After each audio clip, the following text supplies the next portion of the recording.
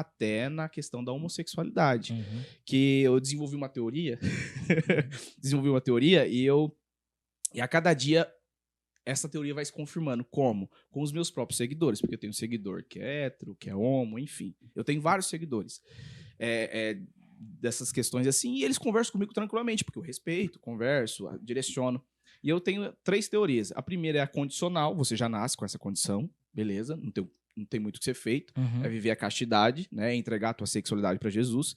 Existe a referência, e a referência não é um artista nem nada, eu digo a referência com que você cresce com ela. Por exemplo, um menino que só cresce com a mãe e com a avó, a única referência que ele teve foi uma referência feminina. Certo. Então ele já começa a crescer com traços femininos, Uhum. né?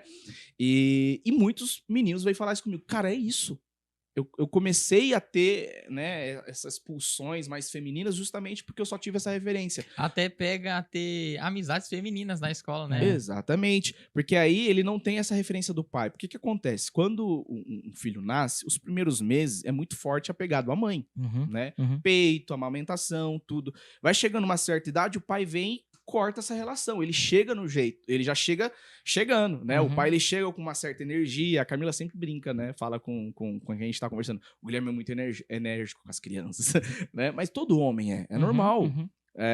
Claro que a gente vai aprendendo a modular, a equilibrar de uma forma que a gente vai convivendo com elas. Mas o homem, ele chega já com essa agressividade dele, com a força dele, e aí o menino começa a falar, opa, meu pai é diferente da minha mãe, hein? O meu pai, e olha, eu tenho igual o Bento. Papai, meu pipi é igual ao seu. Né? Papai, quando eu vou ter a barba igual a sua? Então ele começa a diferenciar as coisas, sabe? Ele vê a Camila, ele vê eu, falando, peraí, meu pai tem coisa mais semelhante a mim do que a minha mãe. Então, peraí, deixa eu já começar a... Papai, quero fazer barba com você hoje. Aí eu vou lá, pego, passo o barbeador nele, aí eu viro né, ao contrário, para não cortar ele, e só vou tirando a espuma. E ele fica todo feliz no final. Papai, eu quero fazer isso com você. Papai, eu quero fazer aquilo com você. Então, quando chega o homem, ele traz o equilíbrio. Porque não é bom também que não tenha mulher.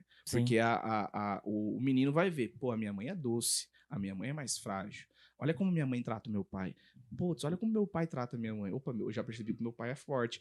Eu já percebi, olha que interessante que fica na cabeça da Ana Clara e do Bento. Toda vez que tem barata em casa, eles falam, mamãe, chama o papai. Por quê? Porque a mamãe tem medo, né? A mãe, na verdade, ela não tem medo. Ele vai percebendo os papéis, né? Ele vai percebendo os papéis. O papai vai proteger. Eu chamo o papai porque ele é corajoso. Eu falei assim, mas a sua mãe também é. Mas barata não, né, papai? Então, você começa a perceber. Então, tenho a condição, né? Ou seja, eu já nasço com essa condição. Tem a referência, ou seja, eu cresço sem a referência de... E tem o trauma. O terceiro é o trauma. Por quê? Tanto os meninos quanto as meninas já vieram falar comigo. Guilherme, a menina, pô, meu pai abusou de mim. Passei o dia homem. Hoje eu só me relaciono com mulher. Olha só. Menino, pô, meu primo me assediou, me abusou. O meu pai, meu tio. E olha que interessante, né? A menina é abusada por homem e o menino é abusado por homem na maioria das vezes. Não é por mulher. Mulher abusa também. Mas na maioria das vezes é sempre o homem. Olha que loucura. E aí ele fala, depois que eu fui abusado pelo meu tio, pelo meu primo, eu comecei a ter uma convivência maior com a pornografia e masturbação, mas também eu comecei a me relacionar com os outros homens. Então, interessante é isso. A menina, ela é abusada pelo homem, ela pega ranço de homem. Não quer nem saber. O menino, ele é abusado pelo homem e ele... Exatamente. E ainda continua, né, na mesma pegada, que é com o homem.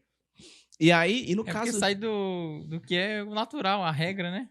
Fica desregrado totalmente, né? Exatamente, tanto pra menina como pro menino. E é isso que é interessante. Então, eu desenvolvi essa teoria, que é a condição, a referência... Condição, referência e trauma. Né? E toda vez que eu solto essa teoria, né, conforme eu vou estudando nos meus stories, todo público homossexual vem confirmar. Pô, eu entrei nesse mundo porque eu fui abusado. Pô, eu entrei nesse mundo porque eu sofri trauma. Ou eu não tive referência, não sei o quê. Ó, não, foi condição mesmo. Eu já nasci assim. E outra realidade que a gente vê hoje, ainda falando, né, da questão da homossexualidade e tal, tem essa questão de meio que um modismo ideológico. Hoje é bonito ser, né? Entendeu? Pra que você seja cool, né? Você seja descolado e você faça parte do grupo, você tem que ser diversificado na sua sexualidade. Então eu vejo que muita gente também tá se enveredando por esse caminho só para ser aceito. Exatamente. E não faz sentido, né? Nenhum, né? E olha que interessante. E aí, voltando um pouquinho para as soluções dessas questões, aquela que é da condição, que já nasceu assim, cara, vive a castidade, entrega a sexualidade para Jesus. Aquele que passou por um trauma tem como voltar atrás. A menina que odiava homem porque foi abusada pelo pai, cara, a gente trocou ideia, tudo. Ela começou a se aproximar de Jesus. Meses depois ela voltou. Guilherme, tô namorando, vou casar. Olha só. Cara, tava falando com um cara. Esse cara veio, tratou ela com muito carinho, com muito amor, com muito respeito. Ela falou assim, eu deixei Jesus trabalhar essa ferida na minha vida, né? Então, como um trauma como qualquer outro, ele pode ser curado também, ele pode ser sarado, né? E referência, você tem que começar a ter referências masculinas na sua vida, não tem o que fazer.